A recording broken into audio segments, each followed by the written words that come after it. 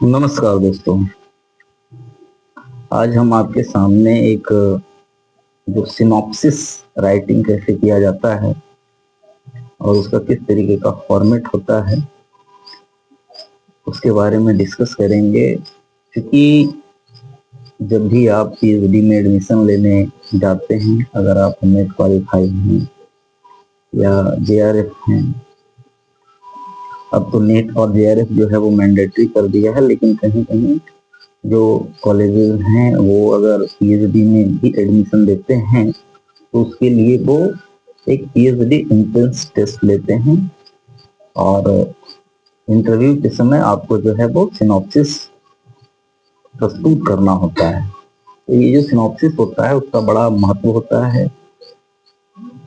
ये सिनॉप्सिस ही ये बताता है कि आप किस फील्ड में रिसर्च करना चाहते हैं, कौन सा टॉपिक जो है वो आप अपने रिसर्च में शामिल करना चाहते हैं और उस टॉपिक के बारे में आप क्या रिसर्च करना चाहते हैं या क्या गहनता है आपके टॉपिक का। इसके आधार पर ही आपको पीएचडी में एडमिशन दिया जाता है। तो इसी क्रम में हमने एक जो टॉपिक है वो आपके सामने लाए हैं ताकि जितने भी पीएचडी एस्पायरेंट्स हैं जो पीएचडी करना चाहते हैं उनको कुछ फायदा हो और वो इसको देखकर ये जो पूरा फॉर्मेट है उसको समझकर और वो अपना अलग अलग टॉपिक का अपने तरीके से सिनॉप्सिस बना सकते हैं। हमने जो टॉपिक सेलेक्ट किया है, जो हमारा टॉपिक है, उसमें वो टॉपिक है महात्मा गांधी भारत में तुष्टीकरण की नीति के जन्मदाता बापू। भारत में तुष्टीकरण की नीति के जन्मदाता बापू, ये हमारा टॉपिक है। और जो कि इतिहास हम इस बात को समझने पर जोर देता है कि इतिहास में कोई भी चीज यथार्थ नहीं होता। सब कुछ जो चीज एक बार लिख दिया गया वो सही है, ऐसा नहीं हो सकता। क्योंकि इतिहास में हमेशा ये जो साक्ष्य, जैसे जैसे साक्ष्य आते हैं, जिस प्रकार की परिस्थितियां आती है, उसके अकॉर्डिंग जो इतिहासकार हैं वो इतिहास को अलग अलग तरीके से एनालाइज करते हैं। अब जो है सबसे पहले किसी भी सिनॉप्सिस को लिखने के पहले हमें कुछ बिंदुओं का जो ध्यान रखना होता है, उसमें सबसे पहला है अंतर्वस्तु। मतलब आप जो टॉपिक लिख रहे हैं उसमें क्या क्या चीज शामिल है। तो इस टॉपिक में भारत में तुष्टीकरण की नीति के जन्मदाता बापू का जो टॉपिक है उसमें अंतर्वस्तु जो है हमने रखा है पहला परिचय, जो कि पेज नंबर 1 से 2 के बीच में है। सेकंड है पृष्ठभूमि और ऐतिहासिक संदर्भ, जो कि पेज नंबर 2 में है। सांप्रदायिक सद्भाव के लिए गांधी का दृष्टिकोण, ये भी पेज नंबर 2 में ही है। चौथा है तुष्टीकरण नीति और इसकी क्या क्या प्रमुख तर्क हैं, वो पेज नंबर 3 में है। भारत के राजनीतिक परिदृश्य पर इसका क्या प्रभाव पड़ा, वो पेज नंबर 3 और 4 में है। वैकल्पिक दृष्टिकोण पेज नंबर 4 में है। निष्कर्ष पेज नंबर 4 और 5 में है। और अंतिम में संबंधित संदर्भ, यहाँ से ये जो कुछ पॉइंट है मेन वो लिए गए हैं, वो भी पेज नंबर 5 में है। मतलब हमारा पूरा का पूरा जो सिनॉप्सिस है वो 5 पेज का है। अगर आप चाहें तो हम इसको दिखा सकते हैं। ये page number 1, page number 2, page number 3, page number 4 और ये पेज नंबर 5। हम इसी को आप लोग के सामने डिस्कस करेंगे ताकि ये जो टॉपिक है वो कैसे लिखा जाता है वो आपको समझ में आए और आप अपने अकॉर्डिंग जो आपका टॉपिक है उसको भी इस फॉर्मेट के अकॉर्डिंग लिख सकते हैं। तो सबसे पहला हमने इसमें लिखा है परिचय। परिचय दिया है कि भाई आखिर जो टॉपिक है उसका परिचय क्या है। तो परिचय के रूप में हम देखते हैं कि हम एक एक करके हम चाहते हैं कि जो कुछ भी हम चाहते हैं वो चाहते हैं कि एकदम पूरा निचोड़ हो, ऊपर ऊपर नहीं हो, ताकि बच्चा उसको अच्छे से समझ सके। हो सकता है इसमें टाइम ज्यादा लगे और इसका 2 पार्ट भी हो सकता है, तो आप इसको इसमें घबराना मत, और आप जो है इसको अच्छे से देखना। जो भी इस तरीके का तैयारी कर रहे हैं या जो भी पीएचडी एंट्रेंस टेस्ट दिए हैं या जो नेट क्वालिफाई हुए हैं, जेआरएफ क्वालिफाई हुए हैं और वो पीएचडी करना चाहते हैं और उनको भी सिनॉप्सिस लिखना है। तो परिचय में सबसे पहले हमने लिखा है कि राष्ट्रपिता के रूप में सम्मानित महात्मा गांधी ने अहिंसक प्रतिरोध और सविनय अवज्ञा के प्रति अपनी प्रतिबद्धता के माध्यम से भारत के स्वतंत्रता संग्राम में महत्वपूर्ण भूमिका निभाई। ऐसा ये जो रेफरेंस है वो चंद्रा 1989 में चंद्रा का एक बुक आया था, उसमें इन्होंने इस प्रकार के जो प्रेफरेंस दिए हैं जो कि एकदम सही हैं कि भाई राष्ट्रपिता महात्मा गांधी को इसीलिए कहा गया है क्योंकि उन्होंने अहिंसक प्रतिरोध और सविनय अवज्ञा आंदोलन के बारे में आप लोग जानते हैं, क्योंकि जो भी इतिहास के स्टूडेंट होंगे तो उनको पता होगा। तो इन 2 माध्यमों से इन्होंने स्वतंत्रता संग्राम में अपनी महत्वपूर्ण भूमिका निभाई। महात्मा गांधी ने उनके दृष्टिकोण, महात्मा गांधी की जो दृष्टिकोण थे, कहता है कि जिसे सत्याग्रह या सत्य की शक्ति के रूप में जाना जाता है, ने हिंसक विद्रोह पर शांतिपूर्ण विरोध की शक्ति पर जोर दिया। मतलब महात्मा गांधी का ये मानना था कि हिंसक प्रतिरोध के स्थान पर जो शांतिपूर्ण शक्ति है उस पर जोर दिया जाए। मान ली किसी भी चीज को दबाने के लिए हिंसक प्रतिरोध को ना अपनाकर उसके लिए सत्याग्रह या सत्य की जो शक्ति है उसका इस्तेमाल किया जाए, ऐसा महात्मा गांधी का मानना था। और इसने क्या किया कि भारत के स्वतंत्रता आंदोलन के लिए एक आधार तैयार किया। भारत का जो स्वतंत्रता आंदोलन था वो इसी आधार पे चल रहा था। जब तक महात्मा गांधी के नेतृत्व में ये आंदोलन चला तो उसका मेन आधार यही था कि भाई सत्य और अहिंसा की जो शक्ति है उस पर आधारित आंदोलन होना चाहिए, ना कि हिंसक प्रतिरोध उसमें शामिल होना चाहिए। लेकिन फिर भी कहता है कि गांधी की रणनीति खास करके विशेष रूप से सांप्रदायिक सद्भाव बनाए रखने के उनके प्रयासों की तुष्टीकरण के रूप में आलोचना की गई। कि भाई गांधी जी ने सांप्रदायिक सद्भाव के नाम पर कुछ ऐसे कार्य किए हैं जिन्हें तुष्टीकरण की नीति के रूप में जाना जाता है। कैसे? तो कहता है कि राजनीतिक और सामाजिक संदर्भ में तुष्टीकरण आमतौर पर संभावित विरोध या संघर्ष को शांत करने के लिए रियायतें देने की प्रथा को संदर्भित करता है। तुष्टीकरण की जो प्रथा है वो क्या है? तो तुष्टीकरण की प्रथा यही है कि संभावित विरोध या संघर्ष, मतलब आने वाले समय में कोई संघर्ष न हो, कोई विरोध न हो, तो इस चीज को ध्यान में रख के, चाहे वो मामला राजनीतिक हो या सामाजिक हो, तो इस चीज को ध्यान में रहकर शांति स्थापित करने के लिए कुछ रियायत दे देना, एक पक्ष की तरफ से कुछ रियायत प्रदान कर देना कि हाँ भैया ऐसा हो सकता है कि दोनों में लड़ाई हो सकता है, तो एक काम करते हैं कि हम जो है वो उसको रियायत दे देते हैं। जैसे अभी मान लीजिए मामला चल रहा है होली का, जिसमें कुछ जो बयान है वो आया है कि भाई एक अनुज चौधरी है, उनका बयान है कि आपको अगर होली पसंद नहीं है तो आप होली में मत निकलिए। तो जो दूसरे पक्ष है उनका कहना है कि भाई हम होली में नहीं क्यों निकलेंगे। ठीक है, तो अब जो पिछले सरकार थे या और बाकी जो लोग थे वो ये कर देते कि नहीं, होली में वो ये नहीं कहते कि अगर आपको होली पसंद नहीं है तो होली में आप घर से बाहर नहीं निकलो। वो ये कह देते कि भैया आपको होली तो खेलना है, लेकिन ध्यान देना है कि जो होली को पसंद करने वाले लोग नहीं है उनके मोहल्ले में नहीं खेलना है, या वो अगर आ जा रहे हैं तो उसका ध्यान रखना है। तो ये क्या है, ये एक तरीके से कि मतलब संभावित विरोध या संघर्ष को रोकने के लिए लिया गया निर्णय कि एक पक्ष को शांत कर दिए कि नहीं नहीं वैसे नहीं खेलना, ठीक है। तो इसी प्रकार से गांधी जी का जो कुछ ऐसे क्रियाकलाप थे जिनको तुष्टीकरण की नीति के रूप में देखा जाता है। कैसे?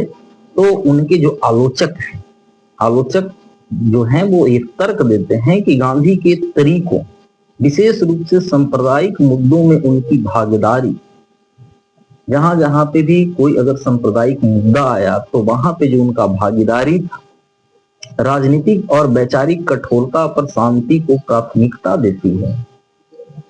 जहां राजनीतिक और वैचारिक कठोरता स्थापित करना जरूरी था, वहां ये शांति को प्राथमिकता देती थी।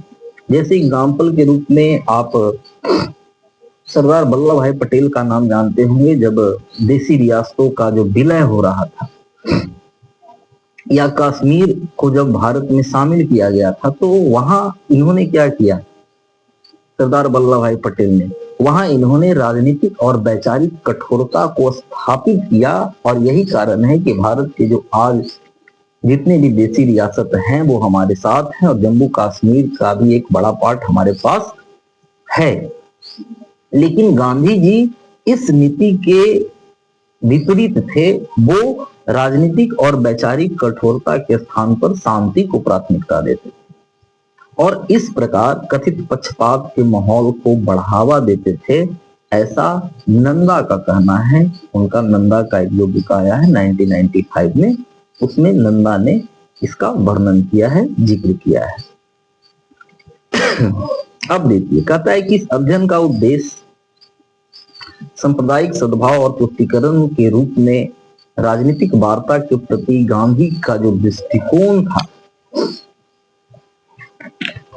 गांधी के दृष्टिकोण की प्रामाणिक रूप से जांच करना कि भाई गांधी जी का जो दृष्टिकोण था वो किस प्रकार का था, सही था, गलत था, या वो किस प्रकार का दृष्टिकोण अपनाते थे। तो प्रामाणिक रूप से उनके दृष्टिकोण का जांच करना, ऐतिहासिक संदर्भ देखना, उनकी प्रेरणाओं और भारतीय समाज पर इन कार्यों के दीर्घकालिक प्रभाव की खोज करना है। क्योंकि इतिहास हमें यही सिखाता है, इतिहास हमेशा अपने आप को दोहराता है, इतिहास हमें प्रेरणा देता है, इतिहास हमें सीख देता है। इसलिए इतिहास में ये जरूरी है कि हम किसी भी कैरेक्टर को तर्क के तराजू पर उतारें और उसे जो हमारे यंगस्टर्स हैं उनके सामने प्रस्तुत करें, ताकि वो उनसे शिक्षा ले सकें, उनसे प्रेरणा ले सकें, उनकी गलतियों से भी लाभ प्राप्त कर सकें, ताकि भविष्य में वो वैसी गलतियां ना कर सकें। खैर, अब सेकंड जो टॉपिक है उसकी तरफ हम चलते हैं कि पृष्ठभूमि और ऐतिहासिक संदर्भ। हम देखते हैं कि गांधी जी के तुष्टीकरण में इनका क्या योगदान है। तो कहता है कि गांधी का अहिंसा का दर्शन प्राचीन भारतीय परंपराओं में निहित था। मतलब ये जो अहिंसा का दर्शन है वो कोई ऐसा नहीं है कि ये गांधी जी ने ही यहाँ पे प्रोड्यूस किया था, बल्कि ये अहिंसा का जो दर्शन है वो प्राचीन भारतीय परंपराओं में आप देख सकते हैं। चाहे आप भगवान बुद्ध को देखें, भगवान महावीर को देखें, जिनके बारे में हमने आपको वीडियो में बताया भी है महाजनपद काल से ही, या बाद में अगर आप चलते हैं तो अशोक को देखें। तो ऐसे बहुत सारे हमारे भारतीय परंपराएं हैं, भारतीय इतिहास है, जहां पे ये जो अहिंसा का दर्शन है उसकी जानकारी हमको मिलता है। हाँ, और उनकी व्यक्तिगत मान्यताओं और विभिन्न धार्मिक सिद्धांतों के अध्ययन से गहराई से प्रभावित था। वही कि जो भारतीय परंपराएं हैं उसमें ये अहिंसा बहुत पुराने समय से निहित है, और बहुत सारी जो व्यक्तिगत मान्यताएं हैं, विभिन्न धार्मिक सिद्धांत हैं, उसमें भी गहराई से इस बात पर जोर दिया गया है, अहिंसा पर जोर दिया गया है। गांधी जी का मानना था कि अहिंसा न केवल ब्रिटिश शासन का विरोध करने के लिए एक व्यवहारिक उपकरण है, बल्कि एक नैतिक ढांचा भी है जो मानवीय संबंधों का मार्गदर्शन कर सकता है। मतलब गांधी जी का मानना था कि ये जो अहिंसा है वो सिर्फ ब्रिटिशर्स का खिलाफत करने के लिए ही नहीं, बल्कि जो भारतीय मानवीय संबंध हैं उनके लिए भी एक मार्गदर्शन का काम कर सकता है। उन्होंने भारतीय समाज के लिए एक व्यापक दृष्टिकोण, सहिष्णुता, सांप्रदायिक सद्भाव और एक समावेशी दृष्टिकोण की वकालत करने के लिए अहिंसा का विस्तार किया। जहां तक तो सही है कि भाई अहिंसा सही है। अहिंसा जो है वो व्यापक दृष्टिकोण को बढ़ावा देता है, सहिष्णुता की नीति को बढ़ावा देता है, सांप्रदायिक सद्भाव की नीति को बढ़ावा देता है और एक समावेशी दृष्टिकोण की वकालत करता है। और इसलिए गांधी जी ने अहिंसा की नीति को आगे बढ़ाने का निर्णय लिया। ऐसा मानना था पारेख का, जिन्होंने 2001 में उनका जो बुक है उससे ये लिया गया है संदर्भ। ब्रिटिश औपनिवेशिक काल के दौरान भारत में महत्वपूर्ण धार्मिक और सांस्कृतिक विविधता के साथ एक जटिल सामाजिक संरचना थी। जिस समय ब्रिटिश लोग यहाँ शासन कर रहे थे तो भारत में, वैसे भी भारत को विविधताओं का देश कहा जाता है और भारत में अलग अलग धर्म, अलग अलग संस्कृति के जो लोग हैं वो एक साथ रहते हैं। भारत को विविधता में एकता भी कहा जाता है। तो इस प्रकार भारत का जो सामाजिक संरचना था वो एक जटिल था। और ये जो सामाजिक संरचना था जो कि समुदायों में बटा हुआ था, और समुदाय में भी खास करके हिंदू और मुसलमान के बीच तनाव के लिए यह एक उपजाऊ भूमि थी, ऐसा जलाल का मानना है 1985। कि भाई यहाँ पे तो बहुत सारे अलग अलग धर्म के लोग, अलग अलग समुदाय के लोग, अलग अलग पंथ के लोग तो रहते ही हैं, लेकिन खास करके हिंदू और मुसलमानों के बीच टकराव का यह एक उपजाऊ जमीन के रूप में काम कर रहा था, क्योंकि मुस्लिम लोग लंबे समय तक यहाँ शासन किए थे और वो एक प्रकार से उनका ये माइंडसेट था, वो ये ऐसा समझते थे कि भारत पर शासन करना हमारा जन्मसिद्ध अधिकार है, हम भारत के मालिक हैं, हम भारत के राजा हैं, ये लोग तो हमारे गुलाम हैं, इसलिए इन हिंदुओं पर शासन करना हमारा जन्मसिद्ध अधिकार है। और ये जो आइडियोलॉजी था, ये जो सोच था, उसने हिंदू और मुसलमानों के बीच एक तनाव बढ़ाने का या संघर्ष बढ़ाने का एक उपजाऊ जमीन के रूप में कार्य किया, क्योंकि यहाँ रह रहे बहुसंख्यक लोग जो थे वो हिंदू थे और मुस्लिम जो थे वो अल्पसंख्यक, हम उनको नहीं कह सकते हैं क्योंकि अल्पसंख्यक में बौद्ध और जैन तो उनसे भी कम है, लेकिन उनकी संख्या कम थी। अब आते हैं थर्ड पॉइंट की तरफ। तो कहता है कि सांप्रदायिक सद्भाव के लिए गांधी का क्या दृष्टिकोण था, तो उसको हम लोग एक बार देख लेते हैं। कहता है कि हिंदू मुस्लिम एकता को बढ़ावा देने के गांधी के प्रयासों का एकजुट और स्वतंत्र भारत के लिए उनके दृष्टिकोण थे। मतलब उनको लगता था कि भाई भारत एकजुट रहे और भारत को स्वतंत्रता अगर दिलाना है तो हिंदू और मुसलमान का जो एकता है उसको बढ़ाना जरूरी है। जैसा कि हमने आपको पिछले क्लास में जब हम लोगों ने खिलाफत मूवमेंट वो पढ़ा था तो उसमें भी हमने देखा था कि गांधी जी का ये उद्देश्य था, या उनको ऐसा लगता था कि हिंदू मुस्लिम एकता ही भारत को स्वतंत्रता दिला सकता है और भारत को एकजुट रख सकता है। यह मानते हुए कि राष्ट्रीय एकता के लिए सांप्रदायिक सद्भाव आवश्यक है, गांधी ने ऐसी नीतियां लागू की जिनका उद्देश्य हिंदू और मुसलमानों के बीच विभाजन को पाटना था। उनका मानना था कि हिंदू और मुसलमानों के बीच जब ये एकता बढ़ेगा तो इनके बीच जो विभाजन का स्थिति है वो पट जाए। लेकिन कहता है कि इस दृष्टिकोण का सबसे उल्लेखनीय उदाहरणों में से एक खिलाफत आंदोलन 1919 टू 1924 का उनका समर्थन था, जो तुर्की के खलीफा की रक्षा में शुरू किया गया एक इस्लामिक राजनीतिक अभियान था। अब खिलाफत मूवमेंट जब पढ़ेंगे तो वहां आपको ये हमने पूरा डिस्कस किया है, अच्छे से विस्तार से बताया है कि किस प्रकार से खिलाफत मूवमेंट चूंकि एक इस्लामी आंदोलन था, फिर भी गांधी जी ने पूरे भारत को उस आंदोलन के लिए प्रेरित किया और उनका एकमात्र यही उद्देश्य था। उनको ऐसा लग रहा था कि इससे भारत के जो हिंदू और मुसलमान हैं वो साथ जब जुड़ जाएंगे तो ये राष्ट्रीय आंदोलन के लिए सबसे अच्छा होगा और हिंदू और मुसलमानों के बीच एकता का जो स्थापना है वही भारतीय स्वतंत्रता के लिए एक गारंटी है, ऐसा उनका मानना था। भारतीय राष्ट्रीय कांग्रेस को खिलाफत नेताओं के साथ जोड़कर गांधी जी का उद्देश्य साझा उद्देश्य की भावना को बढ़ावा देते हुए ब्रिटिश शासन के खिलाफ हिंदू और मुस्लिम प्रतिरोध को एकजुट करना था।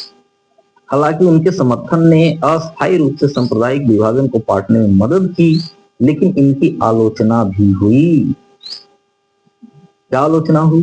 तो कहता है कि क्योंकि कुछ लोगों ने इसे तुष्टीकरण के रूप में देखा। आप उस वीडियो को जाकर अच्छे से देख लेना। जिसने कांग्रेस के धर्मनिरपेक्ष रूप से समझौता किया, ऐसा मानना था जलाल 1985 और ब्राउन 2003 का।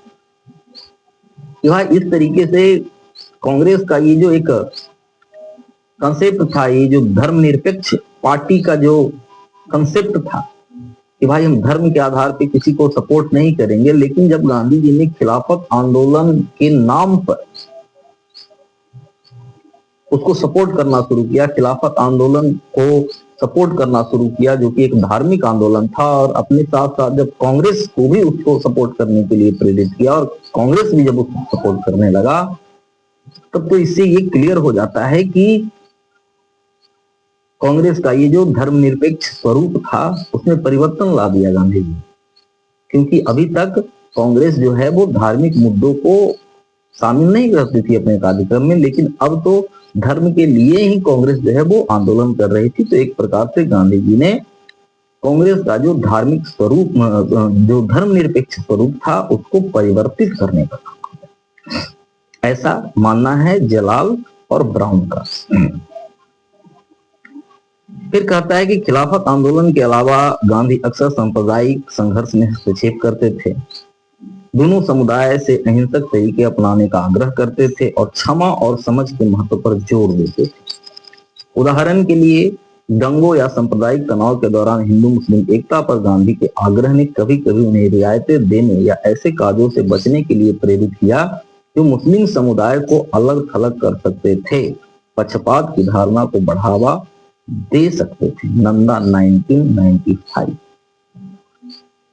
मतलब कभी कभी अगर ऐसा सिचुएशन आया, कहीं कोई सांप्रदायिक दंगा हुआ, कहीं कुछ इस तरीके का घटना हुआ, तो उस स्थिति में महात्मा गांधी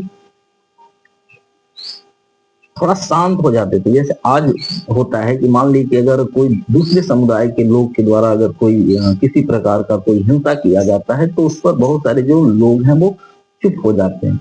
तो एक प्रकार से वो उसको मौन सहमति प्रदान करते हैं। और इसी प्रकार से गांधी जी जो थे वो भी कभी कभी ऐसा करते थे, क्योंकि उनको डर था कि ऐसा ना हो कि मुस्लिम लोग जो हैं वो हमसे दूर हो जाएं, और इस प्रकार उनके ये जो कार्य थे वो कहीं ना कहीं पक्षपात की धारणा को बढ़ावा दे रहे थे, ऐसा नंदा का मानना है 1995। यह आलोचना तेज हो गई क्योंकि गांधी ने विभिन्न समझौते किए, सांप्रदायिक विवादों में शांति और मेल मिलाप पर जोर दिया जाता था, भले ही इसका मतलब आगे की अशांति को रोकने के लिए एक पक्ष को शांत करना हो, ऐसा मानना है पारेख 2001 का। कि भाई अभी जो है वो बीच बचाव कर दिया गया, अभी शांति स्थापित कर दिया गया, हो सकता है कि वो शांति जो है वो अस्थाई नहीं है, वो शांति अस्थाई है। आने वाले समय में, अभी तो शांति स्थापित कर दिया गया है, लेकिन आने वाला समय में फिर से अशांति की स्थिति उत्पन्न हो सकती है। यह जानते हुए भी अभी फिलहाल किसी प्रकार से उनके बीच बचाव कर दिया जाए, लेकिन जो कोई एक निश्चित समाधान है, जो ठोस समाधान है, वहां पहुंचने का जो प्रयास है वो नहीं किया जाता था कि भाई आखिर इसका रीजन क्या है और इसका मुख्य समाधान क्या हो सकता है। तो यहां तक पहुंचने का प्रयास नहीं किया जाता था, बल्कि कुछ समय के लिए उसको रोक दिया जाए, तो उसके लिए जो भी कुछ अगर टेम्पोररी कुछ कार्य करना है तो वैसे गांधी जी के द्वारा किए जाते थे।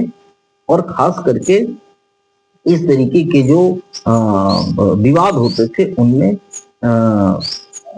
ये ध्यान रखा जाता था कि मुस्लिम लोग जो हैं वो नाराज ना हो जाए और वो हमसे दूर ना हो जाए। तो आप समझ सकते हैं कि हमेशा घाटा हिंदुओं को ही होता था।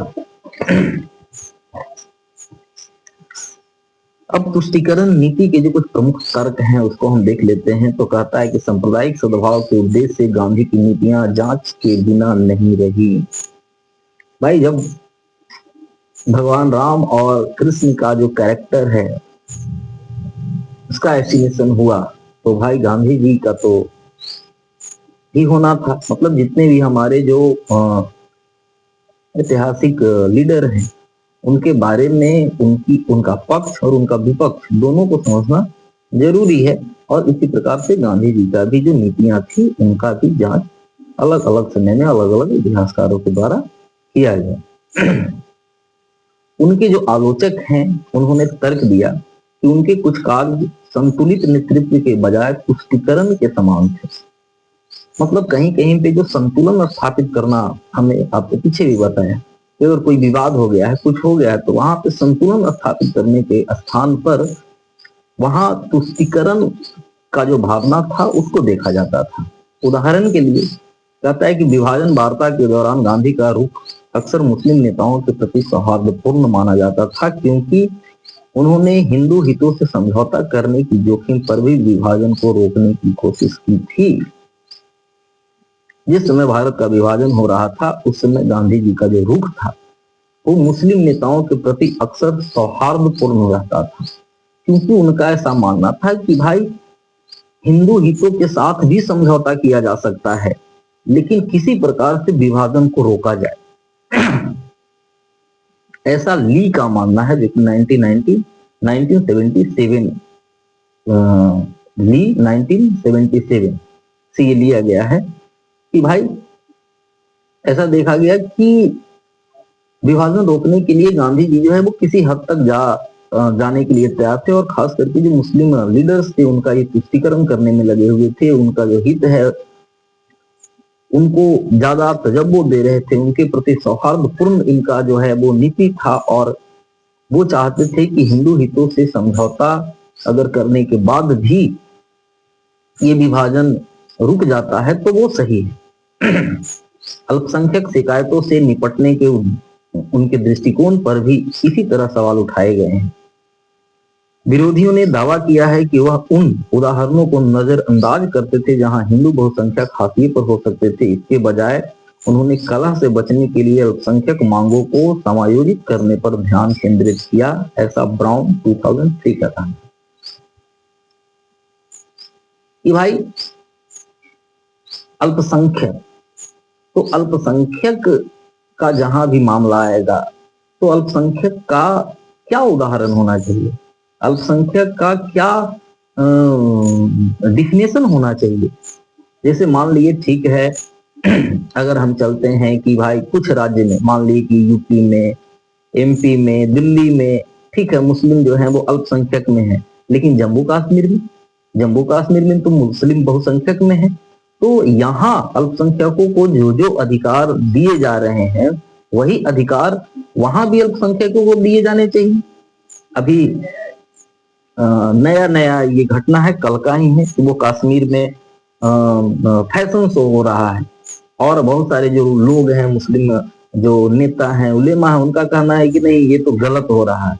क्यों भाई, दिल्ली में हो रहा है तो सही हो रहा है, बेंगलुरु में हो रहा है तो सही हो रहा है, मुंबई में हो रहा है तो सही हो रहा है, कश्मीर में हो रहा है तो गलत क्यों हो रहा है।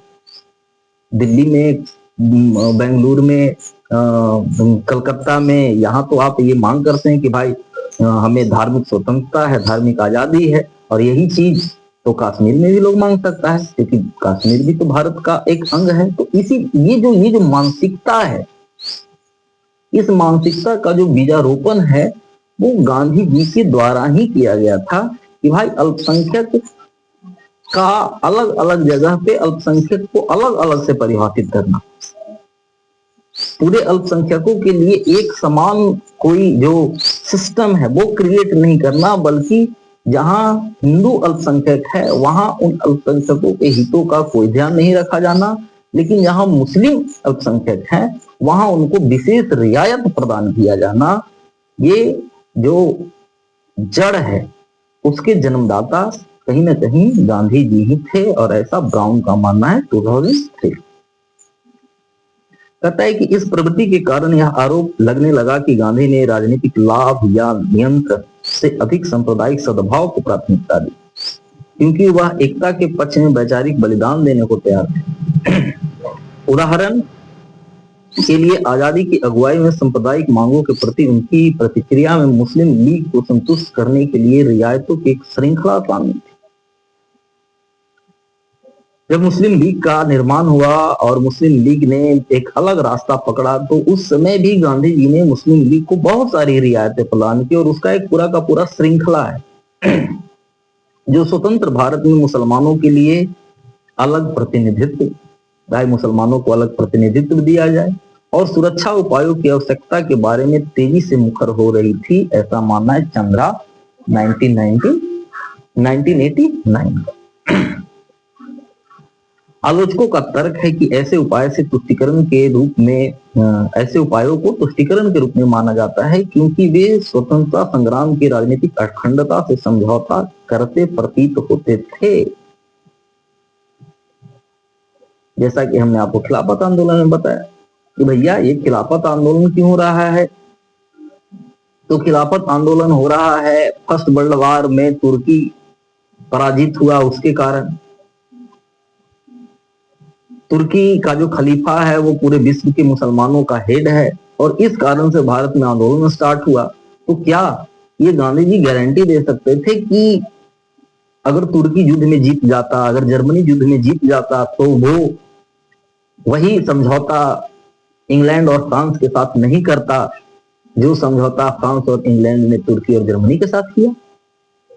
तो ये जो कुछ ऐसे दृष्टिकोण हैं जो इस बात को बताते हैं या इस बात की ओर इशारा करते हैं कि गांधी जी कहीं ना कहीं तुष्टीकरण के प्रभाव में ये पड़ गए थे। कहता है कि जिससे एकता बनाए रखने और राजनीतिक सिद्धांतों पर जोर देने के बीच संतुलन पर सवाल उठते थे। शांतिपूर्ण सह अस्तित्व के प्रति प्रतिबद्धता में निहित गांधी दृष्टिकोण को इस प्रकार कुछ लोगों के द्वारा एक राजनीतिक रूप से सतर्क राजनीति के रूप में देखा गया है, जो महान होते हुए भी अनजाने में सांप्रदायिक ध्रुवीकरण को प्रोत्साहित कर सकता है, ऐसा पारेख का मानना है 2001। मतलब पारेख ऐसा मानते हैं कि हो सकता है वो इस तुष्टीकरण को बढ़ाना नहीं चाहते हो, वो सांप्रदायिक सद्भाव को इंट्रोड्यूस करना चाहते हो, वो देश की एकता को इंट्रोड्यूस करना चाहते हो, देश की स्वतंत्रता को वो ज्यादा तजब्बो देना चाहते हो, लेकिन इसी कार्यक्रम में कहीं ना कहीं उनके द्वारा ऐसे कार्य किए गए जो कि जाने अनजाने में उन्हें तुष्टीकरण की नीति की ओर खींचकर ले जाता है। और आज जो हमारे देश का ये जो सिस्टम है वो भी किसी न किसी प्रकार से उसी गति को मेंटेन कर रहा है। अब पांचवा जो है भारत के राजनीतिक परिदृश्य पर इसका क्या प्रभाव पड़ा उसको हम देखते हैं। तो कहता है कि भारत के राजनीतिक परिदृश्य पर गांधी की नीतियों का दीर्घकालिक प्रभाव गहरा है, खास करके देश के धर्मनिरपेक्ष ढांचे को आकार देने में। आज जो देश का जो धर्मनिरपेक्ष ढांचा बना है उसमें गांधी जी का योगदान है, क्योंकि आजादी के बाद जो हमारे क्रांतिकारी लोग थे वो तो अधिकतर गुजर गए थे और ये गांधी जी जो थे ये बचे हुए थे, इसलिए इनका ये जो नीति है उसका प्रभाव आजादी के बाद भी खास करके देश का जो एक ढांचा बना उसमें भी देखा जाता है धर्मनिरपेक्षता के रूप में। अहिंसा, समावेशिता और सांप्रदायिक सद्भाव पर गांधी जी के जोर ने भारत को धर्मनिरपेक्ष मूलों की नींव रखी, जिन्हें बाद में भारतीय संविधान में स्थापित किया गया। हालांकि इस धर्मनिरपेक्ष ढांचे को चुनौतियों का सामना करना पड़ा, क्योंकि स्वतंत्रता के बाद भारत में तुष्टीकरण शब्द को नया महत्व मिला। उन लोगों ने ये क्वेश्चन क्रिएट करना, जब लोग धीरे धीरे पढ़ने लगे, समझने लगे, तो जब मन नया नया चीज जानेगा तो क्वेश्चन जो है वो अराइज होगा कि भाई आखिर ऐसा कैसे है, आखिर ऐसा क्यों है, इसके स्थान पे ये भी तो हो सकता था। अगर ये तुष्टीकरण नहीं है तो फिर तुष्टीकरण क्या है? आलोचकों का तर्क है कि गांधी की नीतियों को विरासत ने कभी कभी बाद के नेताओं को अल्पसंख्यक अधिकार का पक्ष लेने के लिए प्रेरित किया। तुष्टीकरण के रूप में समझे जाने वाले तरीकों से जिसे भारत के सांप्रदायिक राजनीति में बहस को जन्म दी। ये मानना जलाल 1985 और चंद्रा 1989 का। मतलब गांधी जी के इस प्रकार के जो कुछ कार्य थे, जिन्हें बाद में चल के इसने क्या किया कि एक जो भारतीय इतिहासकार हैं उनके बीच, या जो इतिहास के जो अध्ययन करने वाले लोग हैं उनके बीच एक क्वेश्चन जो है मार्क खड़ा किया कि भाई इस पर बहस होना चाहिए, इस पर क्लियरिटी होना चाहिए कि भाई आखिर ऐसा क्यों हुआ, और अगर ये हुआ तो ये तुष्टीकरण है या नहीं है या क्या है, तो भाई उस पर खुलकर बात तो होना चाहिए। आज बहुत सारे जो लोग कहते नहीं गांधी के बारे में बात ही नहीं किया जा सकता। क्यों नहीं किया जा सकता है? जब भगवान राम और कृष्ण के बारे में बात किया जा सकता है तो गांधी जी के बारे में क्यों नहीं किया जा सकता है? तो इस प्रकार देखते हैं कि एक राजनीतिक जो बहस है, सांप्रदायिक राजनीति में एक बहस जो है वो इस पे खड़ा हुआ कि भाई क्या है, इस पर वो ये होना चाहिए। गांधी की नीतियों ने इस बात को भी प्रभावित किया कि नेता किस प्रकार सांप्रदायिक सद्भाव और अल्पसंख्यक अधिकारों के मुद्दे पर विचार करते हैं। अक्सर एकता बनाए रखने के लिए सामंजस्य के भाव को बढ़ावा देते थे। हालांकि यह दृष्टिकोण दोधारी रहा। हालांकि इसने धार्मिक स्वतंत्रता के प्रति भारत की प्रतिबद्धता पर जोर दिया, लेकिन कभी कभी समावेशिता के आड़ में सांप्रदायिक विभाजन को बढ़ावा देने के रूप में इसकी आलोचना की गई। तो भाई ठीक है, इसका दृष्टिकोण दोधारी है। कैसे? एक तो धार्मिक स्वतंत्रता, ठीक है, जो फ्रांस की क्रांति से जो ये निकला था, तो धार्मिक स्वतंत्रता की प्रति भारत का जो प्रतिबद्धता है उस पर तो ये जोर देता है, लेकिन कभी कभी समावेशिता की आड़ में जो सांप्रदायिक विभाजन है, ये जो माइंडसेट क्रिएट हुआ, पाकिस्तान बनने का माइंडसेट क्रिएट हुआ, बांग्लादेश बनने का माइंडसेट क्रिएट हुआ, अभी एक अलग खालिस्तान बनाने का ये जो माइंडसेट क्रिएट हो रहा है, तो ये जो इस प्रकार के जो माइंडसेट का क्रिएशन है उसका भी कहीं ना कहीं ये जड़ है। राजनीतिक बयानबाजी में अक्सर इस्तेमाल किया जाने वाला तुष्टीकरण का विचार अल्पसंख्यक अधिकारों को बहुसंख्यक भावना के साथ संतुलित करने की जटिलता को दर्शाता है। एक ऐसा मुद्दा है जो आधुनिक भारतीय राजनीति में विवादास्पद बना हुआ है, ऐसा मानना है पारेख 2001 का। इस संबंध में गांधी की विरासत को उनके आदर्शवाद के लिए भी माना जाता है और इस कथित समझौते की आलोचना की है, क्योंकि भारत एक विविध समाज में सांप्रदायिक सद्भाव और धार्मिक निरपेक्षता पहचान से जूझ रहा है।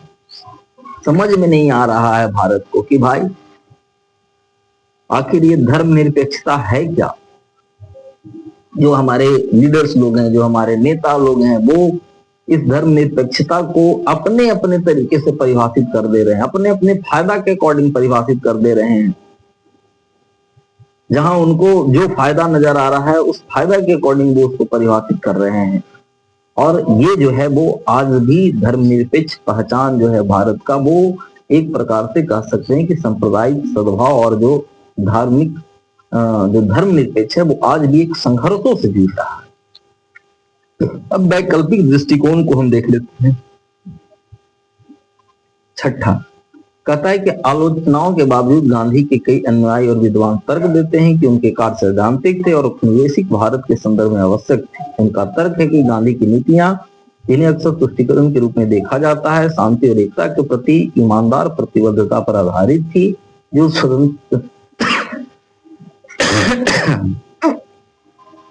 स्वतंत्रता के लिए प्रयासरत एक खंडित राष्ट्र के लिए आवश्यक थी। भाई स्वतंत्रता के लिए हम संघर्ष कर रहे हैं, देश हमारा खंडित है, तो उसके लिए गांधी जी के द्वारा ऐसे कार्य किए गए थे ताकि देश को एकजुट किया जा सके और भारतीय स्वतंत्रता संग्राम को तेज धार दिया जा सके। इसलिए गांधी जी के द्वारा ऐसे प्रयास किए गए थे और इनको तुष्टीकरण नहीं कहा जा सकता है, ऐसा जो गांधी जी के समर्थक हैं उनका ऐसा मानना है। समर्थकों का तर्क है कि गांधी जी द्वारा खिलाफत जैसे आंदोलन का समर्थन और हिंदू मुस्लिम एकता के लिए उनके विशाल आह्वान कोई समझौता नहीं थे, लेकिन भारत के विविध समुदायों को बांधने का एक महत्वपूर्ण राजनीतिक कदम था, क्योंकि आंतरिक विभाजन और शासन करों में औपनिवेशिक रणनीतियां राष्ट्रवादी कारणों को कमजोर कर देंगी और विभाजन में भूमिका निभाएंगी। उनका ऐसा मानना था गांधी जी का, क्योंकि अंग्रेजों का तो ये नीति था, बांटो और शासन करो। तो उनको लग रहा था कि अगर इस प्रकार से मतलब हम लड़ते झगड़ते रहेंगे, अलग हो जाएंगे, उनको इस मतलब ये जो खिलाफत आंदोलन है उसमें अगर मुसलमानों का हम सपोर्ट नहीं करेंगे तो मुसलमान हमसे अलग हो जाएंगे, और हम लोग जो अंग्रेज का जो मेन उद्देश्य है बांटो और राज करो वो तो पूरा हो जाएगा। और इसलिए उन्होंने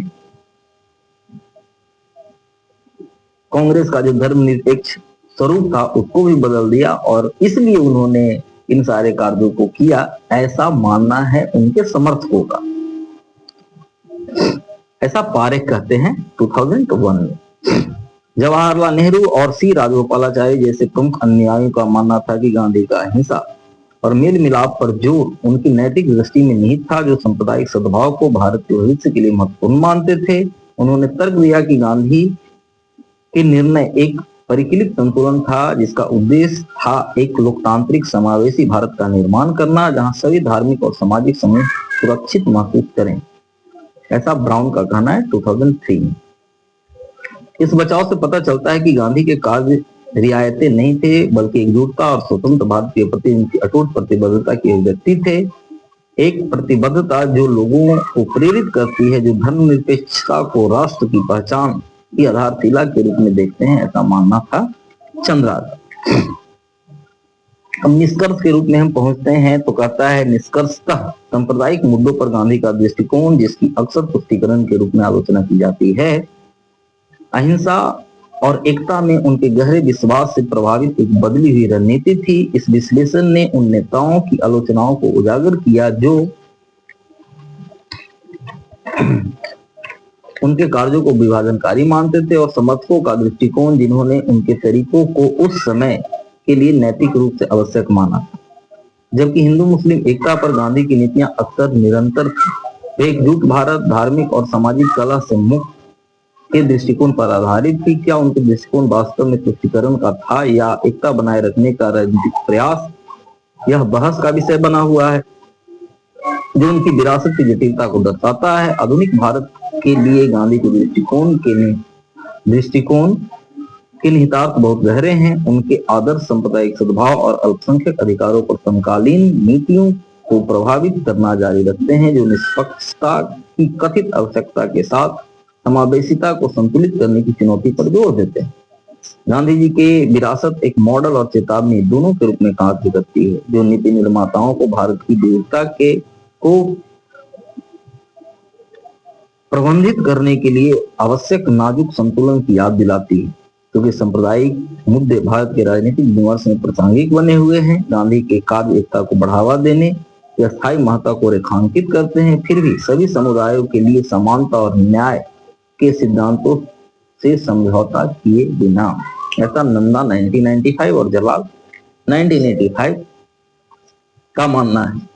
तो एक प्रकार से, और उसके बाद जो है वो संदर्भ है, ये संदर्भ कहाँ से लिया गया है, तो बी आर अम्बेडकर 1945 में पाकिस्तान या भारत का विभाजन, फॉकस, एस भट्टाचार्य 2011 गांधी और मुसलमान, ऑक्सफोर्ड यूनिवर्सिटी से, ये सारे कुछ संदर्भ लिए गए हैं, तो उसको जो है हम लोग देखेंगे बाद में।